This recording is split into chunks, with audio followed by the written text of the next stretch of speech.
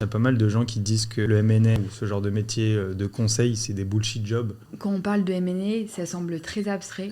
Et donc du coup, quand on y est, tu comprends, en fait, tous ces calculs, ils sont là pour essayer de valoriser au mieux ce qu'on va devoir céder. Pour moi, j'ai comme des lumières qui sont allumées. J'ai compris en fait quelle était vraiment cette industrie, tout le rôle que ça avait. Donc du coup, je suis rentrée en M&A. J'ai vite été aussi stavée sur des missions un peu plus strat. Parfois, tu as un deal de fusion et ensuite tu dois accompagner pour faire la strat de ce qui va se passer après, etc. Du coup, j'ai aussi vite un peu bifurqué vers cette partie-là où je me suis un peu plus épanouie parce qu'il y a une partie dans la M&A où tu es quand même derrière ton ordinateur. Tu voulais pas de base. Exactement. Et la partie que je trouvais passionnante, c'était plus des partenaires qui allaient chercher des clients, qui allaient chercher se business. battre pour aller chercher les deals, etc.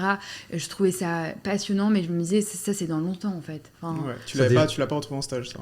Je l'ai vu parce qu'ils ont été transparents, ils nous montraient un peu, mais tu le vis pas. C'est impossible, ou quasi impossible. Enfin, de toute façon, même en junior, il y a très peu de cabinets. Il y a des cabinets qui t'impliquent dès ton stade de Bien junior. sûr.